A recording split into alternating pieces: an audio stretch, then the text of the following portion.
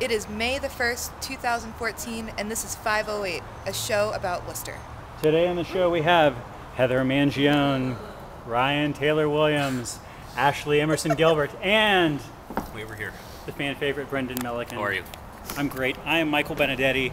Today on the show we are going to talk about Airspray. We're going to talk about Worcester. We're going to talk about the fact that this window is open and we are not freezing to death or being drenched with rain because spring is here. It's a great day. Heather, how are you doing? I'm great. It's so nice. I'm happy to celebrate that it's just so warm out and spring is finally here. I want to ask you guys what you're excited about in Worcester this week. What's captured your interest in Worcester? The weather. The weather. The weather. That's all I'm thinking about every day. That's all I think about is the weather. The last couple of days were so cold. It was driving me nuts. Yeah, I kind of gave up at one point where I was like, if it snowed tomorrow, I would just put on my boots and accept it. But today, my faith in the climate has restored, and I'm excited that spring has finally decided to step it up. Ashley? There's so much good stuff happening in the city now that it's spring. What am I most excited about? I think the Buddha's Over Worcester installation that opens this Saturday, which is a very exciting event. So this is at the Zen Temple down on Pleasant Street. Down on Pleasant Street. So come walk the gardens, meditate, relax. She did an installation piece. There's like art there, and there's art at this, right? There's art, yes. So come and view the art and your interpretation of the Buddha. Cool. Brandon? Sticking with the Zen theme, I'm just living in the moment, really excited about this beer. It's, what do you got? It's a Racer 5 from Bear Republic. Oh, Racer 5. So good, so good, yeah. I'm also excited that the city council did not completely try to block smart grid in the city of Worcester. I am so excited at hearing all of the possible, paranoid possible side effects of smart grid. I don't even know what. For years to come. It's going to strip the skin off of our bones. What is smart grid? Exactly. Smart grid's actually very cool, and it's this is one of those few cities in America that are the sort of prototype cities for smart grid. Yeah. And they've been rolled out all across the city for almost a year now. I think my mother got hers a year ago. It's people are talking about them like they're yet to come, and we're all going to die once they arrive. They've been I think there's 15,000 of them already installed throughout the city. Well, Brendan, if you're wondering why your hair's been falling out over the past 12 My months, hair is now not you know falling why. out. It's getting a little gray, but it's all intact. I check every morning. I feel like there are a lot more environmental hazards in Worcester that need to be dealt with that are probably more important. We can start with potholes and then move up from there. Yeah, start with the trash everywhere. It talks about the ancient toxic waste underneath some of these buildings that just need to get the entirety of the Blackstone Canal. Yeah. That needs to deserves get a council completely meeting in and of dredged. itself. But waves in the air, it's not as there's already waves in the air that the NSA or something. I'm glad you're pulling the NSA into this. I was going to bring up chemtrails, but the NSA. So we are here at this place, Electric Haze. This is on the corner of Lamartine Street and Millbury Street in Green Island. And this is a cool place, in part because this is where you guys have been doing events for your series, Airspray. What is this series? What is Airspray? What is Airspray? What is Airspray? You are Airspray. I'm not. I'm definitely Yeah, I think part of the whole idea was to generate a discussion to get people to ask about what it is. Okay. But at its core, it's kind of just it's a community. It's of people that want to party and want to connect the queer community because there's a lot of complaining about Worcester's queer community. It's so disjointed and So I have two questions about that topic. Sure. First of all, because we have a wide and diverse audience, what do you mean by the word queer in this context? Sexual. In terms of queer, you have the LGBTQ spectrum. Spectrum, we wanted to sort of use a phrase or use a word that involved everybody. And so this idea of being queer and or open-minded, I think we can all agree that we're a little bit queer in some way, but it also really lends itself to creating a safe space for gay and LGBTQ community in the city. So queer is just a co-option of a rad way to bring people together in a safe, open space in the city. I mean, the word queer has a whole history within. Sorry, I'm looking right at the camera. I know the camera. but like it has a whole history of like what is queer, and like it's sort of been like, what's the word, reclaimed by gay and lesbian and non-traditional sexual orientations, and so it's just sort of like a way to, I don't know, create a big banner, rainbow. It's like a rainbow flag. Like my mom refers to almost all gay people as the queers, but not in a good way. But now when we hear it, it's like we're like, yeah, the queers. That's us. And so my second question is relating to what you just said, of feeling like there's not spaces, there's not connection in the queer community in Worcester. Yeah. And I know a lot of gay people, and they say this to me all the time. And whether or not the state of the queer community in Worcester is something which is way off my radar as a generally not queer person. So I'm always a little bit surprised to hear this, because I feel like we're like a gay-friendly city, right? Kind of. We're like an urban center, Worcester is a decently gay-friendly city, but what was happening is we also are home to thousands and thousands of college students and this great, gay community who were in mass exodus to Boston or Providence on the weekend to find ways to connect and meet new people. The one gay dance club in the city is shut down. You have MB Lounge, but there's just not a lot of space for people to get together. And so we said, let's, instead of creating a place or a space, let's create a series of events where people can come together, and let's kick it off with a dance party. And people have come together in droves, and it's been incredibly successful for places like this that are sort of leading the movement of access to entertainment in the city, and really open and excited to invite this community in a really special way. I think that's sort of like the key, is just open. It's like, I feel like everyone assumes that all of New England is just open. And then even I, when I came, I was expecting to walk in and just see, men dripping from the walls. But are you talking about this place or Worcester in general? Just New England, just as an idea, because Massachusetts is one of the first states. Yeah, compared, because I came from Texas, and it's always sort of isolated in one spot. So I was expecting the whole region, but I feel like Worcester's gay community is so hidden. The MB Lounge, which is a really cool space, and it's the oldest gay bar in America, which is really an awesome factoid. Where is this place?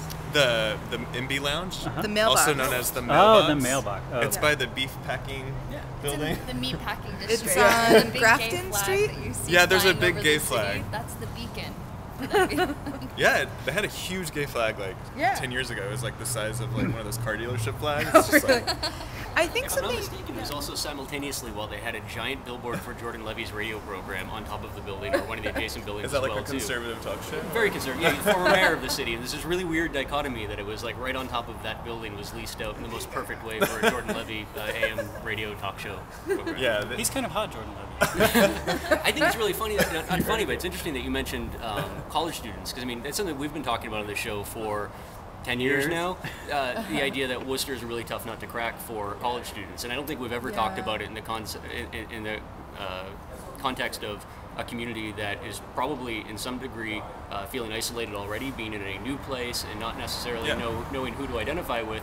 Where we as locals, I think for 2 decades at least, have always considered ourselves a very welcoming community, regardless of demographics. But if you're a newcomer, we're always talking about it's a hard city to figure out in any regard. If you're looking for a pizza, a gas station, or whatnot, never mind if you're looking for a safe place to actually hang out with like-minded people. The internet has really helped. What's that? The internet. Yeah. When I first moved here, I was on Google Maps a lot, just looking at what.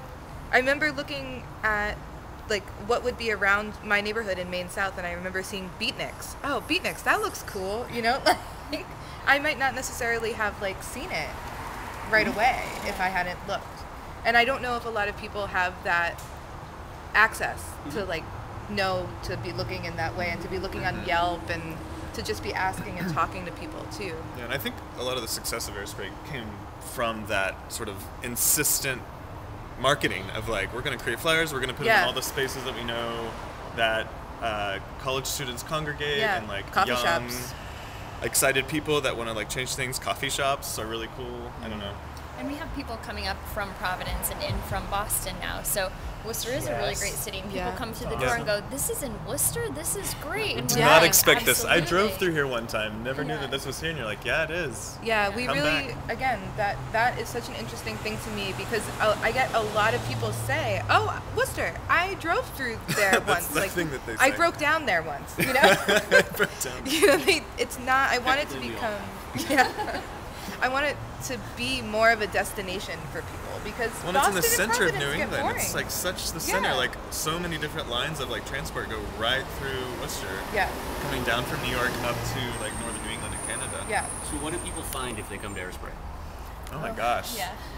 Happy, beautiful people dancing. It's like Unicorns and rainbows. it's like a series. A Series monthly of queer events. dance party. Yeah, is this is why I have my disco theme happening here Yeah. today, as a tribute to the dance party element. Yes. Yeah. So It's a really nice suit.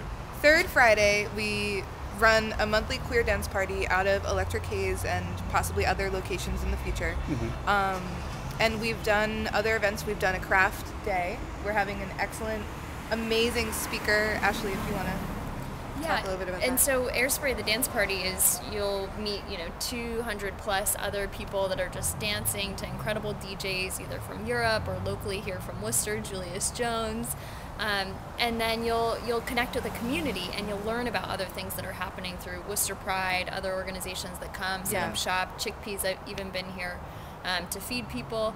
And then what we're trying to do is queer up different spaces throughout the city. So Worcester Historical Museum will be hosting Stephen Cadwell, who does a memoir called Wild and Precious next in June. And so that will be another Airspray event. We're collaborating with Worcester Pride and the Worcester Historical Museum to make that space very open, accepting, and exciting for the queer community. So you'll find lots more to come. So I've been here. I've been to this dance party at this space a few times. It's like a really fun dance party. It's like a lot of people, like a very, I don't know, diverse crowd is maybe not the right word. There's not like a lot of like 80-year-olds, but like for a certain age group and a certain demographic, it's like, I don't know, a ton of interesting people Yeah. showing up there and just a really positive vibe. Yeah, I've been really impressed by the number of people. I've been blown away by the number of people who have showed up too. But not just our friends, just random people that are coming the in best, and finding out about a resource for them because like I moved to Worcester and was very uncomfortable in terms of talking about my sexuality. Where did you move from? I grew up in Brooklyn, New York, but I was Okay. living in New Paltz, New York, which is a super queer town in upstate New York. Okay. Yeah. So I was very comfortable talking about stuff and asking questions, but it just didn't seem like my questions were getting answered very easily because I guess there was no answer. There was no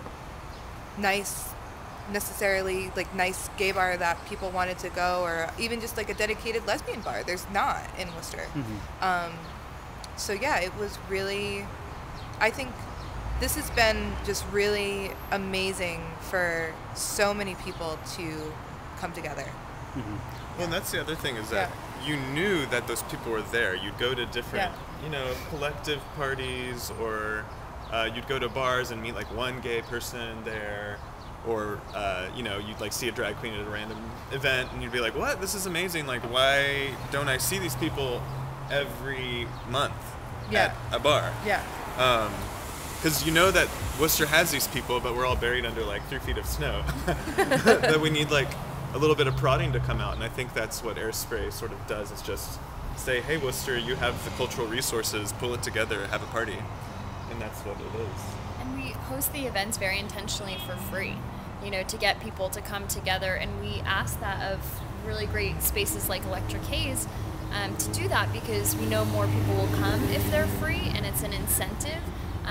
But these communities spend tons of money when they come out in droves like that. It has been. Yeah. I always worry about the no cover here. That sooner or later that's just not going to happen because they're going It's to be their like. most lucrative night, and they've had the highest number of people come through. So that says a lot about the community that's attracted to events like this. And if we can queer up a space like this, think of what that can do for other sites throughout the city, whether it's local businesses or bars or the Worcester Art Museum or Historical Museum.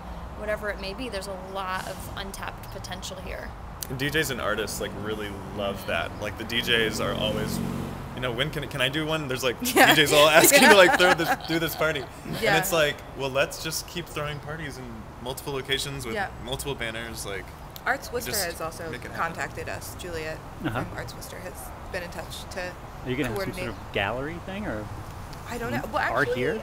Worcester Pride is organizing a gallery show at Electric Haze for a fundraiser for them. But yeah, probably in the future.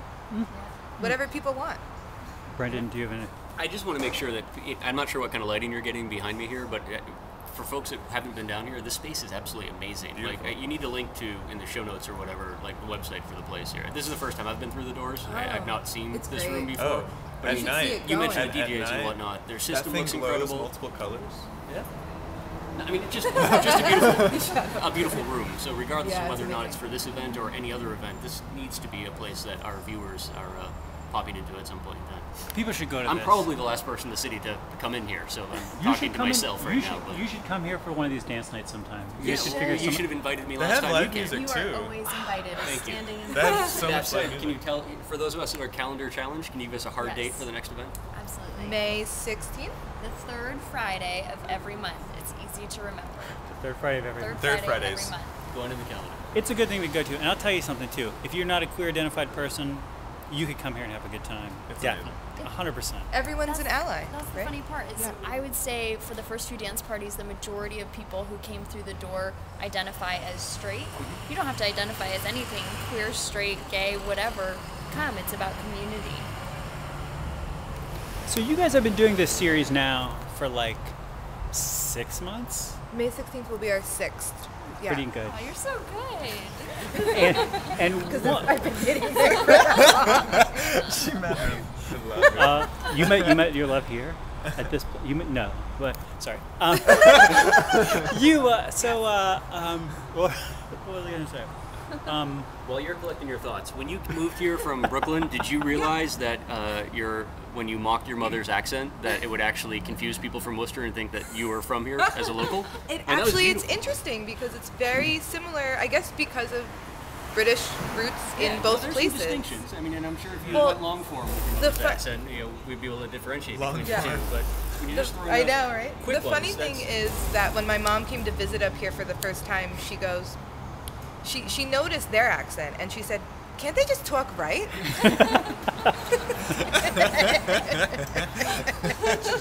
Your mom is amazing. So now I remember my question. On this show, we've been somewhat preoccupied with the subcultures of Worcester, people connecting into the different subcultures of Worcester, discovering the many subcultures of Worcester on an ongoing basis, living here for 10 years and suddenly realizing that there is whatever that's been here under your nose the whole time. So you guys are here like doing subculture development, I would say, building the kind of thing that there needs to be a lot more of in Worcester. Doing it for 6 months, what have you learned? What would you tell other people who are like, we really need to get the whatever community of Worcester together? So easy. That it's easy to do?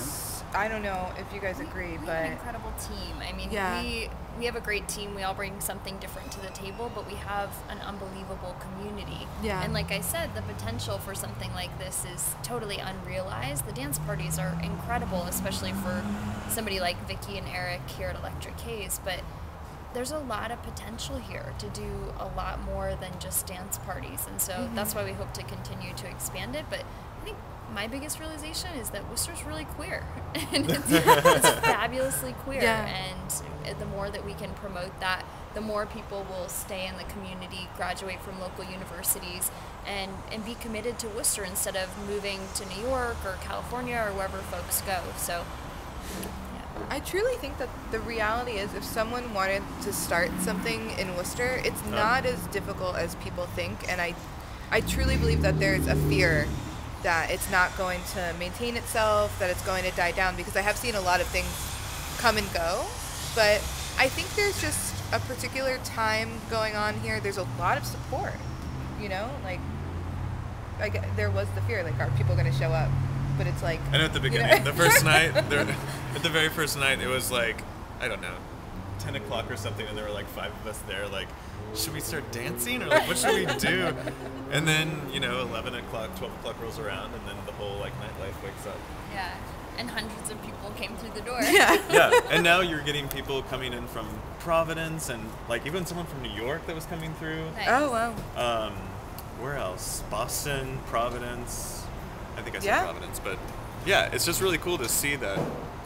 I don't know, Worcester is like, it's such like a amazing location geographically, but also just like culturally, of having these like beautiful historic buildings, this sort of like underdog history.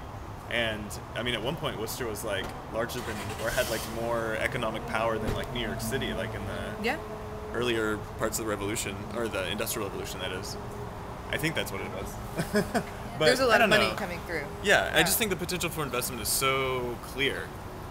So clear. I love the idea of like this untapped potential. I think about like Veg Worcester, for example, which was started by like Drew Wilson and a couple of other people, like friends of mine who were just like out of college and like putting out some vegetarian literature and like leafleting a little bit, and like just had this vision of like we could really do something. There's a lot of vegetarians around here. They just kind of need to get connected. And now Veg Worcester is just like a ton of people. They're renting out the DCU Center. Like it's the most, it's the most crazy situation. It's the most crazy story. There was all this untapped vegetarianism. Somewhere there's a video of you and I gorging ourselves on vegetarian cookies that they couldn't get rid of at one of their first events down at the Go-Go. Right? I mean, and now it's like one of the biggest events ever. It's you keep going back to the college student thing in terms of retention and whatnot. And again, it's stuff we've been talking about for a decade or so on the show. And it really, it sounds so brainless when you hear it from an outsider perspective that bringing people together really isn't that hard, and like connecting communities and whatnot. But it's for some reason, it seems to be one of the biggest challenges that the city run by locals has, is figuring out what it is. You mentioned Julius earlier, I think. You're now the second person from Brooklyn that I've met that like is living in Worcester, coming from some place that I always dreamed of moving to growing up, right? And like that completely scrambles my brain. But when you phrase it in terms of just like creating a community, it sounds so simple and brainless. That like, why haven't we been doing this all along? It's I don't have a punctuation mark on that statement. I just thank you. I don't know. You're crystallizing, I feel like, 4 generations of my family living in the city and not actually being able to figure out what it is that makes the city tick. And it really is just as simple as creating communities. And I think it's something we always took for granted when our population was growing through, what, as you mentioned, the Industrial Revolution. But when that downturned, and now we're really based on the 35,000 college students a year that come through, and hoping for some degree of retention, figuring out how do you do that? Like, how do you retain 35,000 people? I think it's mostly just connection. I mean, like the internet, you just make the connection, and then people see each other. They see what the other person is wearing, what they're saying, what they're eating, what they're doing, and then that, it just happens naturally. And if you have these sort of silos of information, that's the key. It has to be natural. It can't be forced. And I always feel that's what the city's trying to do, is force something through a conversation about, like, say, like economic development, or we need to create jobs, we need to create the right type of living spaces or whatnot. It's really not that. It's really just people feeling comfortable in their environment and drawing people in. Exactly. Yeah, the aesthetic will emerge, and that was sort of like a lot of what I was thinking about when we were doing Airspray. Is let's just put the show out there, get the DJ, and see what happens, and let the party, become itself. Right. And the same thing with just a lot of that Airspray's doing, a lot of that this sort of project. You remade a Kevin Costner movie, but with a dance party instead of a baseball field. Build it, they will come. And this community attracts a lot of creative types, and so we know from case studies of successful cities and communities that tipping point starts with the creatives, the artists that are coming together, making the gays. Exactly. And that's the truth, is that you bring folks together and you get them invested in the community and in the city. Next thing you know, that we have an arts district, and you have places like the Canal District that are super, gay and queer friendly. But you have art and creativity happening in the city, and it gets people inspired, and they see vibrancy. And then you have more and more economic development, people staying. And so we're just pulling from like neat concepts that work, like pop-up programs or pop-up shops. That's kind of what Airspray is. It's like a pop-up. And we just, through Heather's incredible social media outreach and Ryan's incredible marketing, really get out into a lot of communities to promote these initiatives. I think a lot of... I find it somewhat problematic that a lot of conversations and groups are only on Facebook, but also Facebook has been this amazing outlet to reach out to people. I mean, we have 300 likes on Facebook now. You know, like, what does that mean when we started with nothing, too? Right. And, you know, I want to think about ways to engage the community in a larger sense, but it seems like it's really getting out there. And a lot of queer spaces are primarily on Facebook, too, you know, groups that talk to each other, also meetup.com groups, you know. That there's a lot of invisibility, which is unfortunate, but people are connected in that way, too. And hopefully this will, like, I don't know, just create sort of like a kinetic sort of like momentum buildup to where people are going to know that Worcester is a place where this kind of stuff happens. Yeah. And then they're going to check out the MB Lounge, and then they're going to check out, you know, Hotel Vernon if they have a gay night, or another place if they have a gay night. And it just becomes like this, not necessarily gay, but just like that Worcester's a place where things are happening. And I think it can happen, but it just needs to take, I don't know, just more connections. Yeah. Making the connection. Yeah. The vegetarianism is another thing like that. The people used to always say, like, how can it be that, like, Worcester always had so many vegetarian restaurants, but never, like, a night. Or Started on the Street, I feel like, is another Cinderella story. We should get Tina on here sometime to talk about the history of that. Oh, yeah. Because there were some Started on the Streets that were not very successful, that were somewhat problematic, which is unbelievable to think about now that they have just tens of thousands of people coming out. That people are coming out from all around and are just like, how is this happening in Worcester? Like, this is an amazing thing. You got nothing. You got nothing. Speechless. I was swallowed. I'm sorry. I don't know if you guys got anything else that you want to say as far as a statement or a thought. I thought maybe we could also just ask you real quick to talk about what else you're up to in the city of Worcester. And then we can wrap up the show. So I'm getting my doctorate here. I probably have another 1.5 to 2 years. Are you going to stay in Worcester after you graduate? I don't know if there's a job. Man, that's too hard. We can't give you a job. We can just make you a job. All right. I mean, realistically, there's enough colleges that it's a possibility. There's, 16 colleges in Worcester? In the greater Worcester? I think it's 11. 11. Greater Worcester, I think, there might be more communities. Yeah, I've seen a range of numbers because they count, you know, like what's within Worcester and then outward too. But yeah, I teach yoga at Clark too, and we've She's a good yoga instructor. in the last year we've greatly expanded the number of people who attend the classes, and created the Clark yoga community. How's that yoga room doing? The new one. I'm kind of sad that they frosted those windows because it was an amazing view. Yeah. It's okay with the frosted windows. It makes it a little bit cooler in there, and then you don't have to also think about the people that are looking outside Watching too. you do your... Yeah. It is really Views are stunning. always 2 ways when it comes to yoga. That's Yeah. Ryan, how about yourself?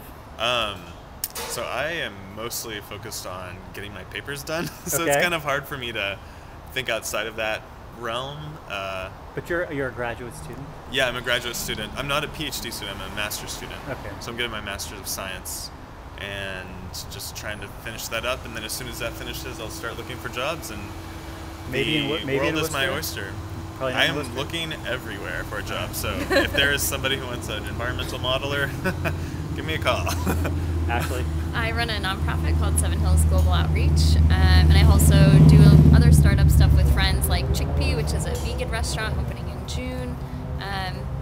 Anything going on in the city, I'm always really interested. So. Awesome. Well, guys, thanks for being on the show. I want to also thank Electric Haze for turning off the pounding music for 30 minutes. We could tape a show. This is a great place. You should come down here. It's on Millbury Street. There's the Vernon. Now you know where this place is. I'm Mike Benedetti. This is Brendan Melican. This has been 508. If you have any questions, complaints, or comments, pieandcoffee@gmail.com is the complaint line. Thanks for watching. We'll talk to you guys next week. Bye-bye.